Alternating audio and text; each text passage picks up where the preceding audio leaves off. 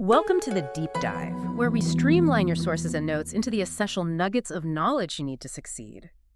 Today, we are deep diving into something that, it sounds simple, but is actually driven by some really remarkable science. We're talking about shokupan. The legendary Japanese milk bread. Legendary is the right word. Absolutely. When we say legendary, we really mean it. This isn't just fluffy bread. It's like the gold standard of softness. Shokupan is famous for its cottony structure, this incredible springiness, and a really fine, tight crumb that somehow stays deeply moist.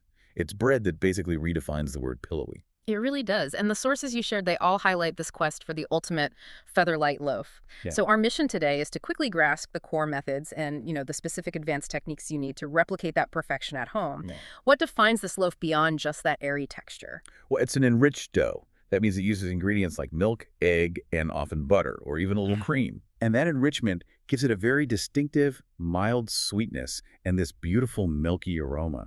But the structure, that's the real key. How so? Unlike, say, a rustic sourdough, shokupan demands that tight, even, almost snow-white crumb. And you get that through some very specialized hydration techniques and, honestly, pretty intensive kneading. It's the technical mastery required to get that structure that makes it stand out. That sets the stage perfectly. Our sources lay out two really distinct, proven paths to get that moisture-rich structure. Yeah, there's the scientific roux method and then a technique that's surprisingly reliant on just time and cold. So let's start with the one that really put this bread on the global map. Okay, let's talk Tangzhong. Now, while many people associate Tangzhong with Japanese milk bread, and it's definitely the dominant method now, our sources trace its popularity to a Taiwanese author, Yvonne Chen. Right, she popularized the name Tangzhong globally. But the concept itself, pre-cooking some of the flour, that has deep roots in Japan, where it's known as yukone or Yudane. And what's fascinating is that, regardless of the name you use, the function is identical. You're creating a pre-cooked starter paste. This isn't just mixing flour and water. This is a controlled chemical process. Right. So let's get into the mechanics of that. Yeah. How does cooking a small fraction of your flour and liquid actually turn the final loaf into something cloud-like? It's all about heat and starch. You mix a small portion of the flour and liquid, could be milk or water, and you cook it, usually stirring constantly, until it turns into this smooth, thick, almost gelatinous paste. And there's a key temperature you have to hit, right? Yes, this is the non-negotiable step. Yeah. You have to hit a target temperature of 65 degrees Celsius, which is 149 Fahrenheit. And what happens chemically at 65 degrees? That's the gelatinization point. At that temperature, the starch granules in the flour, they swell and they burst, which lets them bind with the water. The crucial aha insight here is that once those starches gelatinize, they can absorb and hold on to significantly more moisture. We're talking up to double the amount they could hold if the flour was just raw. So the secret isn't just adding more liquid to the recipe. If I just dumped in extra cold milk, the dough would be a wet, sticky mess, wouldn't it? A complete mess, exactly. The gelatinization is what's necessary to trap that liquid. Yeah. It makes the liquid behave more like flour in the dough, not just water. So you're getting high hydration without the nightmare of handling a super sticky dough. Precisely. And that trapped moisture gives you three major benefits. First, obviously, is that incredible soft texture. Okay. Second, the extra water turns to steam during baking, which gives you that characteristic, really dramatic oven rise. And third, and this is maybe the most important part for a home baker, the retained moisture actively resists staling. That's the part that really matters. We all know bread starts going stale almost immediately. So why does the Tangzhong loaf resist staling for days? Well, staling is primarily just the movement of water out of the starch molecules over time. It's a process called starch retrogradation, which we'll touch on again later. Because the starch in the Tangzhong is pre-gelatinized, it locks that water in much more efficiently. It slows that whole retrogradation process down dramatically. So your shokupan stays fresh, soft, and delicious for, 3, maybe even 7 days? It's a huge improvement over standard bread, a total game changer. That is a powerful insight. Now, before we move on, let's just quickly clarify the difference in the sources between Tangzhong and Yudane. Is it just a language thing, or does the prep actually change the outcome? The outcome is very similar, gelatinized starch, but the preparation's a little different. Okay. Tangzhong, the method that was popularized in China, involves actively cooking the mixture over low heat. It often has a slightly higher liquid-to-flour ratio, and then you cool it down. And Yudane? Yudane is the traditional Japanese technique. It's more of a rapid scald. You pour boiling liquid directly over the flour, usually in a simple 1-to-1 ratio by weight. Then you just mix it up and let it rest and cool, sometimes overnight. So if I'm a home baker choosing between them, which one is easier to get right? For precision, I'd say Tangzhong is often easier. You can use a thermometer to guarantee you hit that exact 65-degree point. Right, takes the guesswork out. Exactly.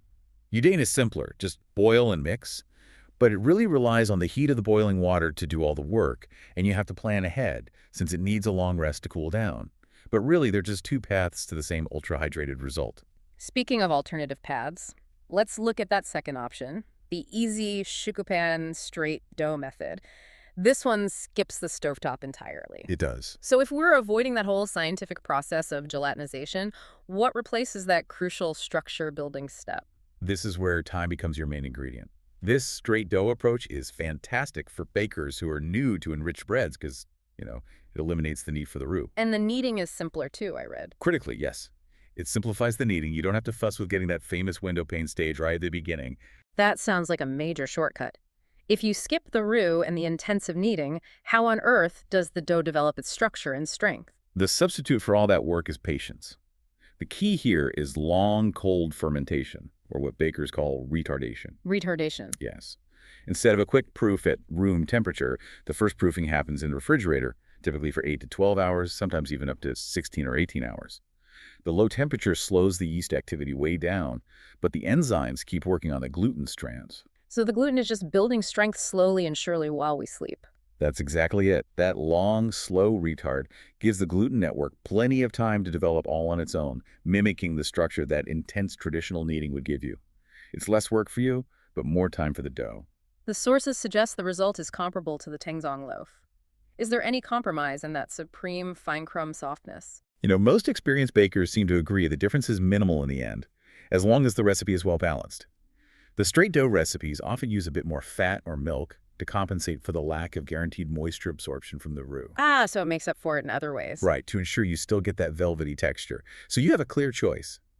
The speed and science of the stovetop, or the simplicity and time of the refrigerator.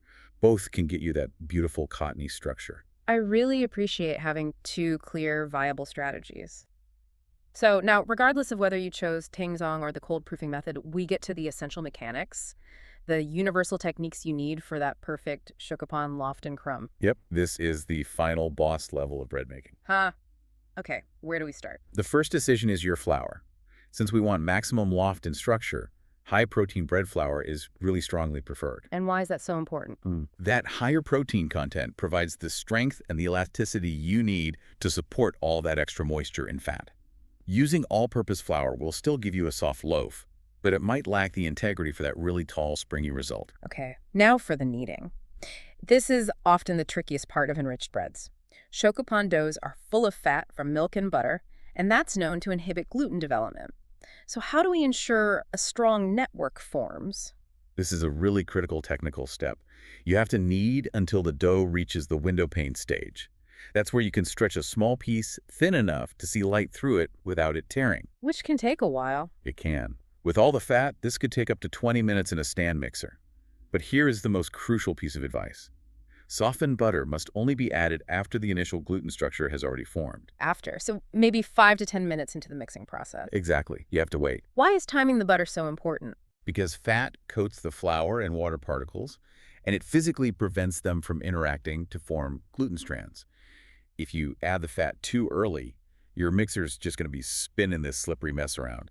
You'll never get that strong, elastic network. You have to let the structure form first, with just the flour and liquid, and then you add the fat. Then you introduce the butter to be incorporated, yes. Excellent specific advice. Okay, moving on to temperature control. Why does the dough's temperature matter so much for the final crumb? If the dough overheats during that long, intensive kneading, the yeast gets too active too early, and the structure loosens up. And that leads to? That leads to a final loaf with a large, uneven, sometimes even a holy crumb, instead of the fine, even texture shokupan is known for. So how do you prevent that overheating from the friction of the mixer? You have to actively use cold liquids. We're talking very cold milk, cold eggs, or even chilling your mixing bowl and the hook attachment before you start. Yeah. Keeping that dough temperature low is absolutely non-negotiable for that signature velvety interior. So we have the perfectly kneaded, cool dough. Now it's time for the final shaping that gives shokupan its height. What's the geometry involved here? The internal shaping is vital for the loft and the spring. You divide the dough into 2, 3, or 4 equal portions. The key is to roll each portion into a flat rectangle. Okay. Then you fold it like a business letter, so the sides meet in the middle like an envelope. Then you flatten it out again, and you roll it up tightly from one end into a perfect cylinder, almost like a Swiss roll. That spiral you're creating inside must contribute to the fluffiness. It does. It organizes the gluten in a way that encourages a straight upward rise and ensures an even, fluffy structure without any tearing. And if you want that iconic perfect square look, you need a special pan, don't you? You do. You need a specialized tool. The Pullman loaf pan. The one with the sliding lid. Exactly that one. When you proof the dough in the Pullman pan and you bake it with that lid slid into place, the top of the loaf gets compressed and contained. It can't expand past the lid. And that's what gives it that dense, tight, square shape. That's the secret. Yeah. If you bake it without the lid, you'll just get a normal, traditional rounded dome on top. That completes the journey from starter to oven. So now we have this beautiful, soft loaf. Let's transition to the best ways to actually enjoy it and store it. For sure. This bread is so incredibly versatile because of its richness. I mean, beyond the obvious making phenomenal grilled cheese or unbeatable French toast, shokupan is the base for some really famous Japanese sandwiches. I remember reading about the two classic. Yes. First, you have the incredibly beautiful fruit sando. That's where thick slices are used to hold whipped cream and fresh seasonal fruit. The richness of the bread just perfectly complements the cream. And the other one? The tamago sando, the creamy, subtle Japanese egg salad sandwich. The plushness of the shokupan is actually the true star there. It provides this cloud-like contrast to the filling. It's amazing. And for something a little more fun and unexpected. Oh, you had to try pizza toast. Pizza toast. It's a staple in Japanese cafes. You take a thick slice of shokupan, you top it simply with tomato sauce, cheese, maybe a few peppers, and you bake it until it's bubbling. Using shokupan as the base just elevates it completely. It's plush enough to support the toppings without ever getting tough or dry. That sounds incredible. Now, before we talk storage, let's address a common baking mistake. So many home bakers cut into a warm loaf and find the inside is just sticky, wet, and gummy. Why does that happen? This is where we come back to that idea of starch retrogradation. Right. When the bread is baking, the starch is gelatinized. Once you pull the bread from the oven, those gelatinized starch molecules need time to recrystallize and set the final structure. That process is retrogradation. And if you interrupt that process by cutting into it... If you slice the bread while it's still warm, you stop that setting process prematurely. Steam escapes too quickly, and the internal starches just remain in that partially set, sticky, gummy state. Does he have to wait? You must allow the loaf to cool completely on a wire rack. We're talking 1 to 2 hours minimum before slicing. It ensures the structure fully locks in and you get that beautiful, dry, cottony texture. Patience really is the final ingredient. So once it's fully cool, how do we maximize that famous extended shelf life? You want to store it well wrapped? I'd suggest airtight at room temperature for 3 to 7 days. And never, ever refrigerate it. Why not? The temperature of the fridge actually accelerates starch retrogradation. It makes it go stale faster than room temperature does. Wow, that's counterintuitive. It is. If you need longer storage, slice the loaf up and freeze it in a freezer bag. It'll last up to 3 months, and you can toast the slices straight from frozen. Finally, you noted that some sources are now combining the Tangzhong method with sourdough starters. That must result in a beautifully complex loaf. It does. It just shows the incredible versatility of this technique.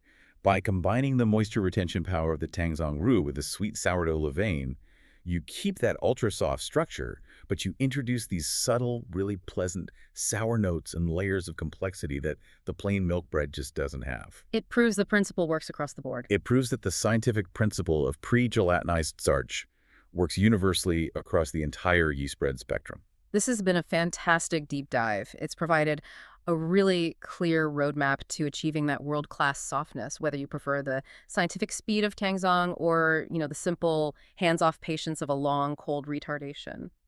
The key takeaway really seems to be that technical mastery in the final stages. The temperature control, the late butter addition, and that precise shaping. That's what locks in the feathery, cloud-like texture. Exactly. And here's a provocative thought for you to explore. Since the fundamental principle of Tangzhong is just using heat to gelatinize starch and maximize moisture retention, why limit this method to just shokupan? This process works on virtually any enriched yeast dough. Could you use the Tangzhong technique to revolutionize your favorite recipe for, say, soft pretzels, or cinnamon rolls, or even just a basic whole wheat sandwich loaf, making them all last longer and feel infinitely softer?